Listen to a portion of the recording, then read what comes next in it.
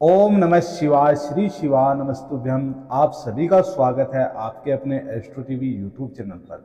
मार्गशीर्ष मास यानी अगहन मास में मां लक्ष्मी जी की पूजा गुरुवार के दिन करने का विधान है, जिसकी तैयारी एक दिन पहले कर लेनी होती है। और इस बार साल 2025 में मार्गशीर्ष मास, जिसे अगहन मास भी कहते हैं, 6 नवंबर दिन गुरुवार से प्रारंभ हो रहा है और अगहन मास की समाप्ति भी गुरुवार के दिन ही होगी।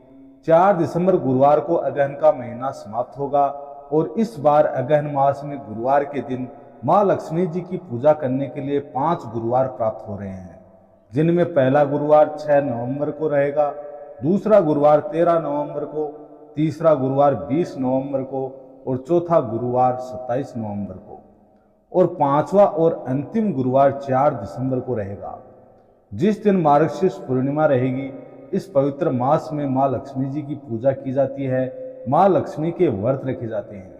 ऐसे में कुछ श्रद्धालु तो केवल मार्गशीर्ष मास के महीने में पड़ने वाले गुरुवार के ही व्रत रखते हैं, तो कुछ लोग इस दिन से व्रत प्रारंभ करके पूरे साल तक रखते हैं, या कुछ लोग केवल 8 गुरुवार करते हैं। मार्गशीर्ष मास में जितने गुरुवार पड़े, उसके बाद पूरी 8 की संख्या में व्रत पूरे करने के बाद उद्यापन करते हैं। तो सभी की अपनी अपनी श्रद्धा है और उसके अनुसार आप व्रत करने का पालन करें। अब जान लेते हैं पूजा विधि के बारे में। तो मां लक्ष्मी जी की पूजा करने के लिए आपको यदि हो सके तो पुरोहित जी के माध्यम से पूजा करानी चाहिए, नहीं तो इस पूजा को आप खुद से भी कर सकते हैं। किसी ब्राह्मण या पुरोहित को बुलाने की भी आवश्यकता नहीं है, आप अपनी भक्ति, अपने सामर्थ्य से पूजा कर सकते हैं। लेकिन पूजा की तैयारी आपको एक दिन पहले से ही कर लेनी होती है। जैसे कि महिलाओं को सिर से स्नान एक दिन पहले कर लेना चाहिए, क्योंकि गुरुवार का दिन होने के कारण साबुन, तेल, शैम्पू आदि का इस्तेमाल नहीं किया जाता है। साथ ही एक दिन पहले ही घर को गोबर से लीप दीजिए और गीले कपड़े से पोंछ सकते हैं। एक दिन पहले ही शाम के समय तक आप अपने घर के मुख्य द्वार पर रंगोली या फिर चावल के आटे से एपण आदि बना सकते हैं। माँ लक्ष्मी जी के चरण चिन्ह बना सकते हैं और चरण चिन्ह घर के भीतर की तरफ आते हुए हो। इस दिन दहलीज पर भी पूजा की जाती है। घर के मुख्य दहलीज पर आप एपण, रंगोली आदि सजा सकते हैं। इसके बाद गुरुवार के दिन ब्रह्म मुहूर्त में उठकर स्नान करें और स्नान के जल में आंवले का चूर्ण या हल्दी पाउडर मिलाकर फिर स्नान करें और साफ हल्के गुलाबी, पीले या लाल वस्त्र धारण करें। अब एक चौकी की स्थापना करें। उत्तर पूर्व दिशा की ओर मुख करके आप एक चौकी लगाएं, जिस पर लाल या पीला वस्त्र बिछाएं और उसके ऊपर आप थोड़े से गेहूं या अक्षत रखकर कलश की स्थापना करें। कलश पीतल का हो या मिट्टी का हो, आप रख सकते हैं। तो अक्षत या फिर गेहूं के ऊपर कलश रखने के बाद जो जल है लोटे का, उसमें सुपारी, थोड़ी सी अक्षत, धुरवा डालें और 1 रुपये का सिक्का डालें। हल्दी की गांठ और एक सुपारी और लौंग का जोड़ा भी डाल सकते हैं, लेकिन इत्र जरूर डालें।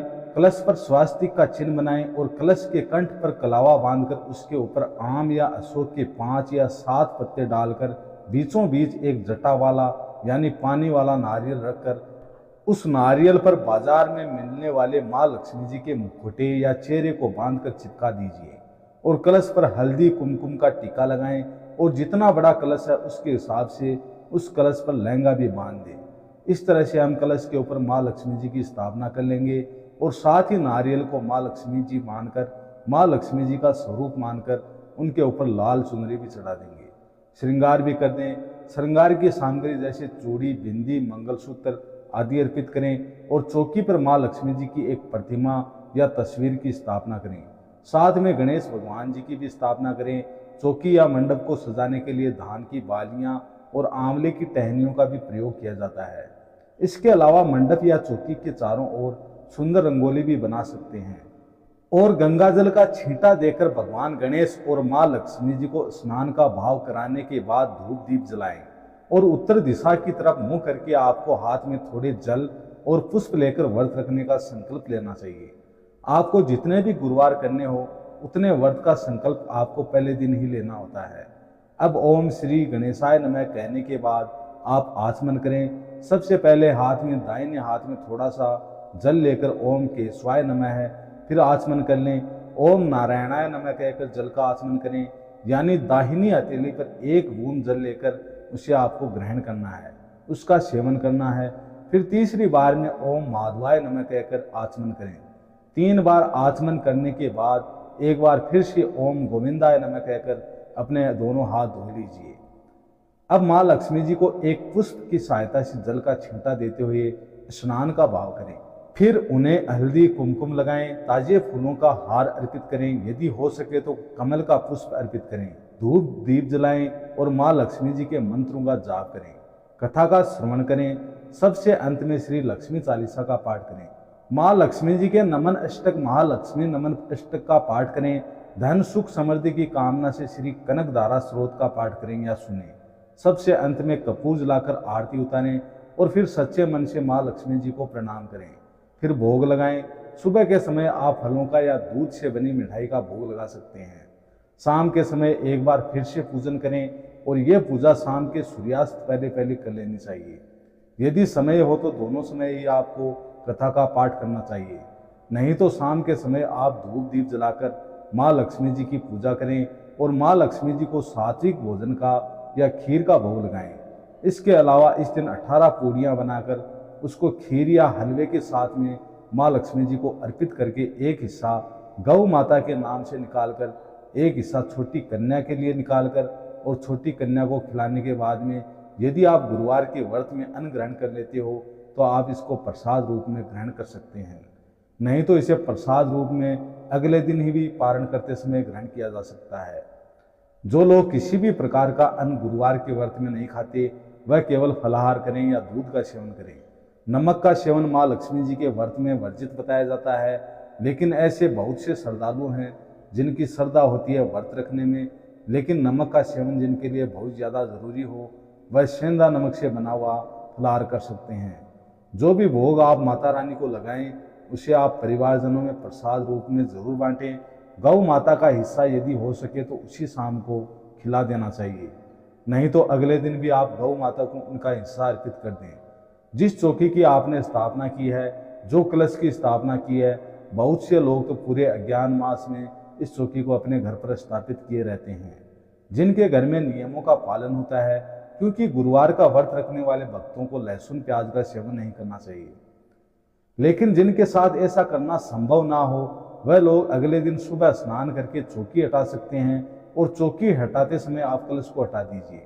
कलश के ऊपर लगाए गए पत्तों का विसर्जन कर दीजिए, जिससे घर में ही पौधों में गमलों में लगा सकते हैं।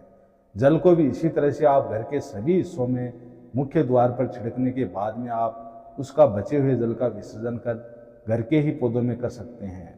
पहले गुरुवार को माँ लक्ष्मी जी को जो भी श्रृंगार की सामग्री अर्पित की गई है, यदि आप सुहागिन हैं तो उसमें से आशीर्वाद रूप में कुछ श्रृंगार की सामग्री अपने लिए रखकर बाकी का दान दे सकती हैं। जो माँ लक्ष्मी जी का मुखौटा है वह आपको बार बार खरीदने की आवश्यकता नहीं है, तो आप पहले गुरुवार को जिस मुखौटे के साथ में पूजा कर रही हैं उसे अगले गुरुवार में भी पूजा में रख सकती हैं। जो नारियल आपने स्थापित किया है उसे चाहे तो आसपास के मंदिर में रख सकते हैं या फिर आप उन्हें बहते हुए जल में प्रवाहित कर सकते हैं। बहुत से लोग इस नारियल को जो पहले गुरुवार को आपने स्थापित किया है उसे अपने घर के मुख्य द्वार पर लाल कपड़े में लपेट कर रखते हैं, ताकि घर को हर बुरी नज़र से बचाया जा सके। अन्य गुरुवार को भी आप इसी प्रकार से नियमों का पालन करें। हर गुरुवार को हो सके तो माँ लक्ष्मी जी को कोई विशेष प्रकार का भोग प्रत्येक गुरुवार को अर्पित करना चाहिए।